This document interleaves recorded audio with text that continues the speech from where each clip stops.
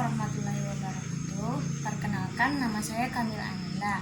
Di sini saya akan menjelaskan materi menggunakan media pembelajaran yang telah saya buat. Silakan perhatikan media pembelajaran yang telah saya buat.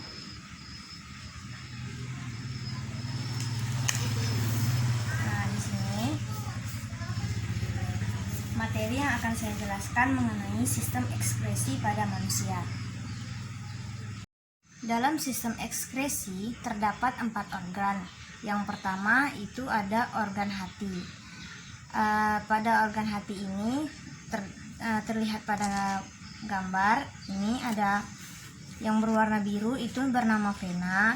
Yang empedu yang berwarna keemasan, dan aorta yang berwarna merah. Dapat dilihat di sini, hati itu berfungsi untuk mengekskresikan getah empedu zat sisa perombakan sel darah merah yang telah rusak dan dihancurkan di dalam limpa.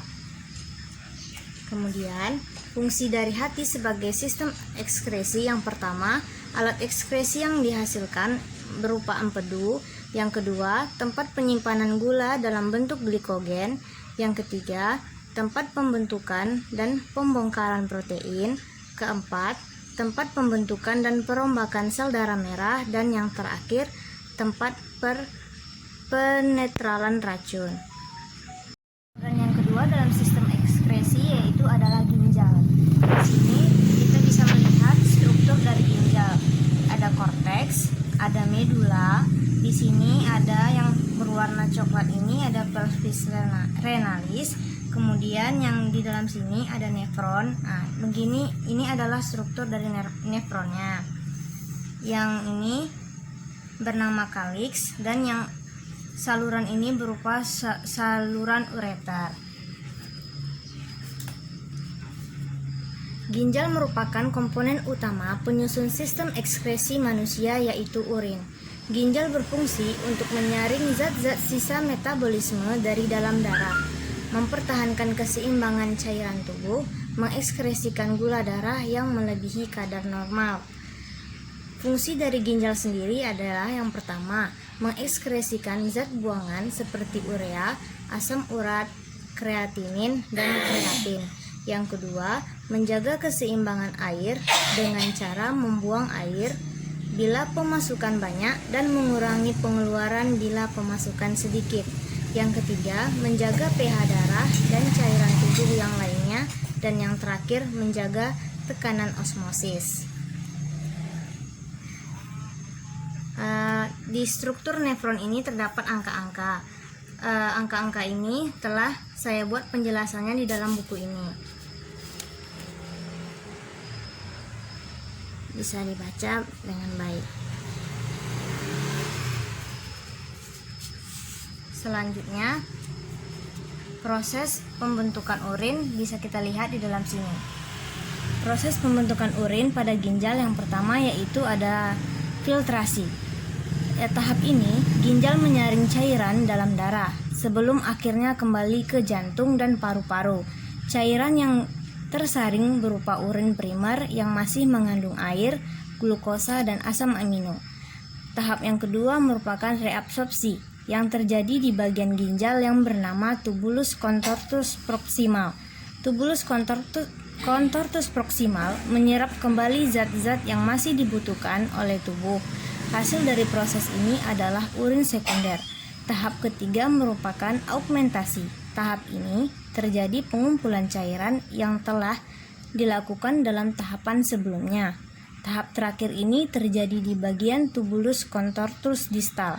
Hasil dari tahap ini adalah urin yang sesungguhnya.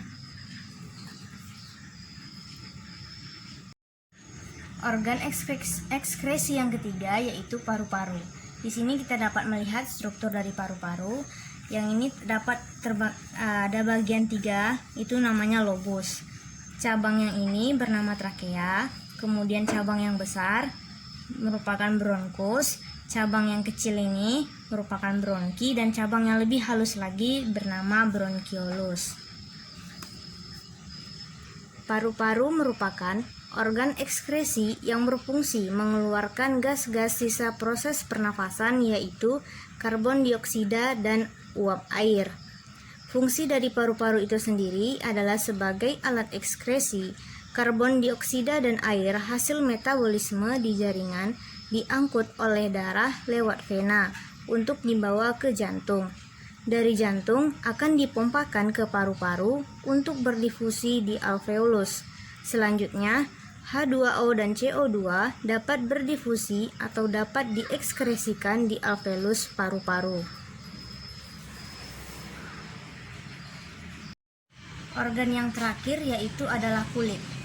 Nah, di sini dapat kita lihat struktur dari kulit.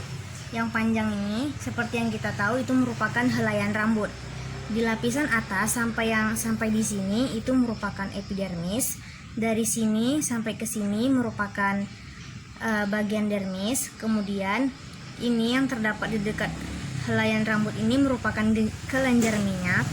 Kemudian yang berwarna biru seperti saluran ini merupakan pembuluh darah. Kemudian bagian yang di bawah ini merupakan lapisan subkuntan. Dapat kita lihat di sini, kulit merupakan lapisan jaringan pelindung terluar yang terdapat di permukaan tubuh. Kulit termasuk organ ekskresi karena mampu mengeluarkan zat-zat sisa berupa kelenjar keringat. Fungsi dari kulit sebagai sistem ekskresi yang pertama adalah pelindung tubuh dari lingkungan luar, yang kedua sebagai alat indera, yang ketiga mengurangi hilangnya air, yang keempat mengatur suhu tubuh, dan yang kelima mengeluarkan sisa metabolisme berupa keringat.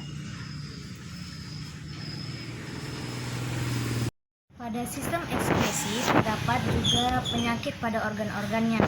Yang pertama itu ada kelainan pada hati atau penyakit yang terdapat pada hati pada sistem ekskresi. Dapat kita lihat di sini. Yang pertama yaitu adalah penyakit sirosis. Dapat kita lihat di gambar yang di atas. Sirosis adalah kondisi rusaknya organ hati akibat terbentuknya jaringan parut yang terbentuk akibat liver berkepanjangan. Faktor pemicunya adalah yang pertama infeksi virus hepatitis B dan C. Yang kedua, berat badan berlebih, dan yang ketiga, mengkonsumsi alkohol berlebih. Kemudian yang kedua, penyakit hemakromatosis. Hemakromatosis ini dapat kita lihat di gambar yang di bawah. Hemakromatosis ialah penyakit ketika kadar zat besi di dalam tubuh terlalu berlebihan.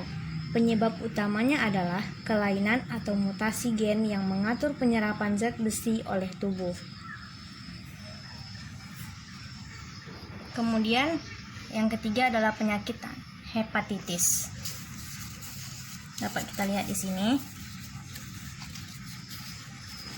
Penyakit hepatitis adalah peradangan pada hati atau liver. Hepatitis dapat disebabkan oleh infeksi virus atau dari penyakit lain seperti alkohol, penggunaan obat-obatan. Beberapa jenis dari penyakit hepatitis ini ada 5. Yang pertama hepatitis A, kemudian hepatitis B, hepatitis C, hepatitis D, dan hepatitis E.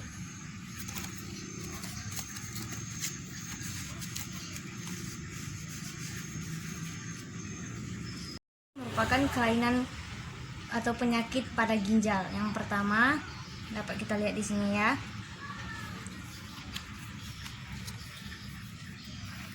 Yang pertama adalah penyakit nefritis.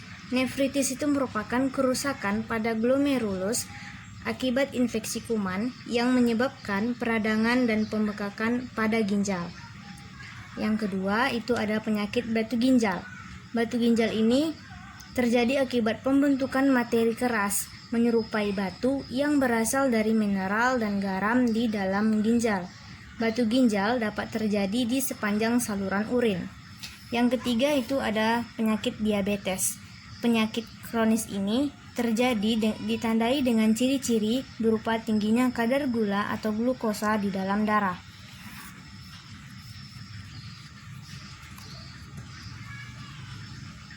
Gambar penyakitnya dapat teman-teman lihat di lembaran ini.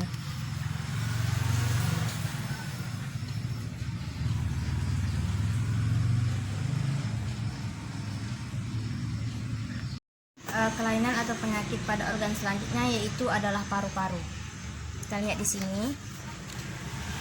Penyakitnya itu adalah yang pertama pneumonia. Pneumonia ini disebabkan adanya infeksi oleh bakteri, virus atau jamur di dalam alveolus yang menyebabkan oksigen susah masuk karena alveolus dipenuhi oleh cairan. Yang kedua yaitu penyakit asma. Asma merupakan gangguan pada paru-paru yang terjadi akibat penyempitan saluran pernafasan pada paru-paru. Penyakit ini tidak menular dan biasanya menurun.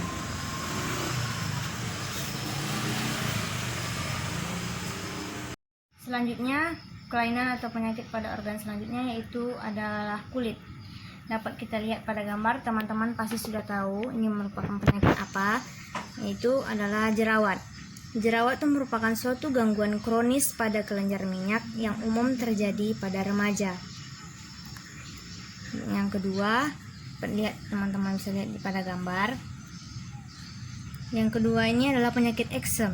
Eksem itu merupakan suatu penyakit ekskresi pada kulit yang kronis yang ditandai dengan gatal, merah, kering, dan kulit yang bersisik. Kemudian yang ketiga, ini gambarnya, itu merupakan penyakit kudis.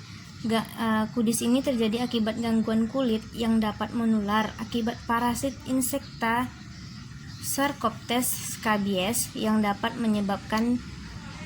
mengganggu sistem ekskresi.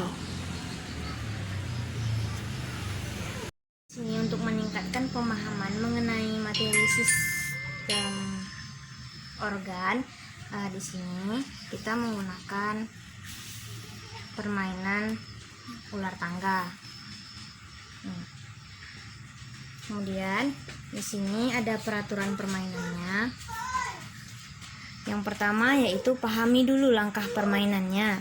Yang kedua, tentukan siapa yang bermain lebih dulu seperti gempong atau suit. Yang ketiga, kocoklah dadu dan bergeraklah sesuai angka yang terdapat pada dadu. Yang keempat, ambil giliran tambahan jika mendapatkan angka 6. Yang kelima, kotak yang bergambar seperti ini, bergambar tanda tanya ini, merupakan kotak pertanyaan. Nanti jika pemain mendapatkan tepat berdiri di atas kotak pertanyaan, ambillah salah satu kartu pertanyaan ini sesuai dengan nomor kotak yang ditempati. Untuk pertanyaan ini jawabannya ada kunci jawabannya, jadi nanti jika salah bisa diketahui. Kemudian peraturan selanjutnya, untuk memperjelas, jika pion berhenti di bawah tangga, naiklah melalui tangga tersebut. Kemudian ambil kartu pertanyaan sesuai nomor kotak yang ditempati.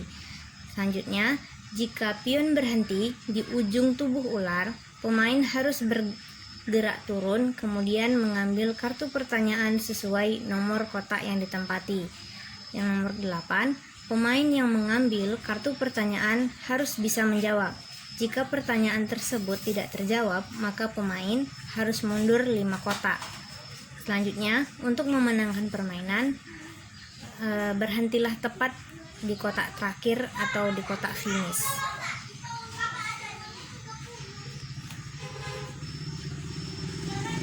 Demikianlah penjelasan materi mengenai sistem ekskresi pada manusia menggunakan media pembelajaran biologi yang telah saya buat. Lebih dan kurangnya saya mohon maaf. Wabillahi taufiq wal hidayah. Wassalamualaikum warahmatullahi wabarakatuh.